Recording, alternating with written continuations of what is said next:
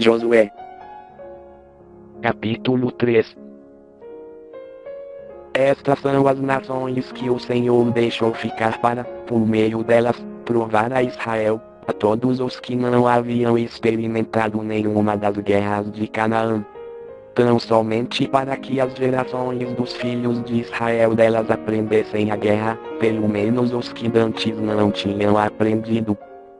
Estas nações eram 5 chefes dos filisteus, todos os cananeus, os sidônios, e os heveus que habitavam no monte Líbano, desde o monte Baal-Hermon até a entrada de Amate. Estes, pois, deixou ficar, a fim de por eles provar os filhos de Israel, para saber se dariam ouvidos aos mandamentos do Senhor, que ele tinha ordenado a seus pais por intermédio de Moisés. Habitando, pois, os filhos de Israel entre os cananeus, os heteus, os amorreus, os perizeus, os heveus e os jebuseus. Tomaram por mulheres as filhas deles, e deram as suas filhas aos filhos dos mesmos, e serviram aos seus deuses. Assim os filhos de Israel fizeram o que era mal aos olhos do Senhor, esquecendo-se do Senhor seu Deus e servindo aos Baalins e às Azerotes. Pelo que a ira do Senhor se acendeu contra Israel, e ele os vendeu na mão de Cusã-Risataim, rei da Mesopotâmia, e os filhos de Israel serviram a Cusã-Risataim 8 anos. Mas quando os filhos de Israel clamaram ao Senhor, o Senhor suscitou-lhes um libertador, que os livrou Otiniel, filho de Kenaz, o irmão mais moço de Caleb. Veio sobre ele o Espírito do Senhor, e ele julgou a Israel, saiu a peleja, e o Senhor lhe entregou Cusã-Risataim, rei da Mesopotâmia, contra o qual prevaleceu a sua mão. Então a terra teve sossego por 40 anos, e Otiniel, filho de Kenaz, morreu.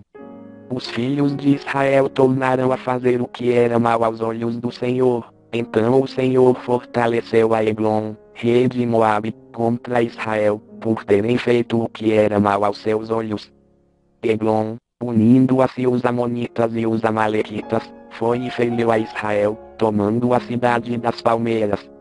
E os filhos de Israel serviram a Eglon, rei de Moabe, 18 anos.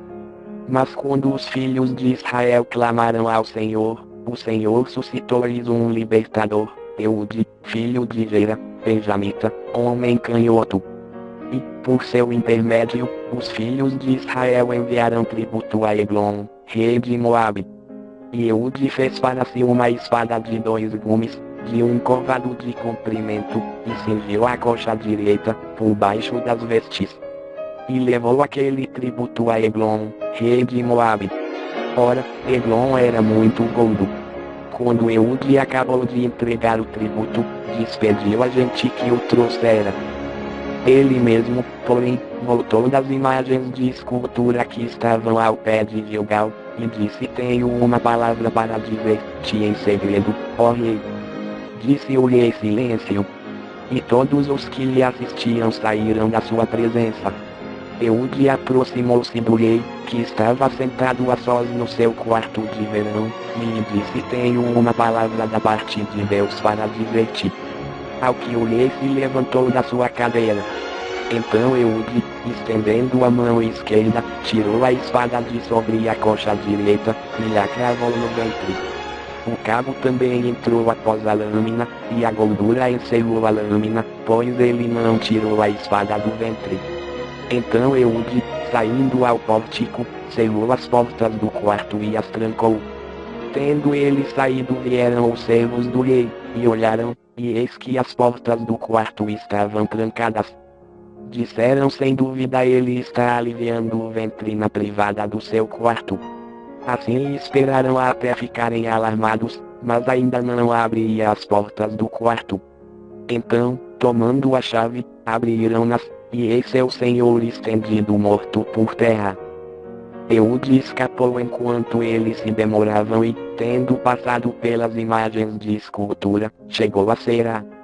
E assim que chegou, tocou a trombeta na região montanhosa de Efraim, e os filhos de Israel, com ele à frente, desceram das montanhas.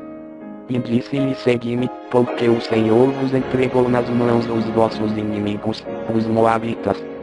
E disseram após ele: tomaram os vales do Jordão contra os Moabitas, e não deixaram passar a nenhum deles. E naquela ocasião mataram dos Moabitas cerca de 10.000 homens, todos robustos e valentes, e não escapou nenhum. Assim foi subjugado Moabe naquele dia debaixo da mão de Israel, e a terra teve sossego por 80 anos. Depois dele levantou-se Sangar, filho de Anate, que matou 600 homens dos filisteus com uma aguilhada de bois. Ele também libertou a Israel.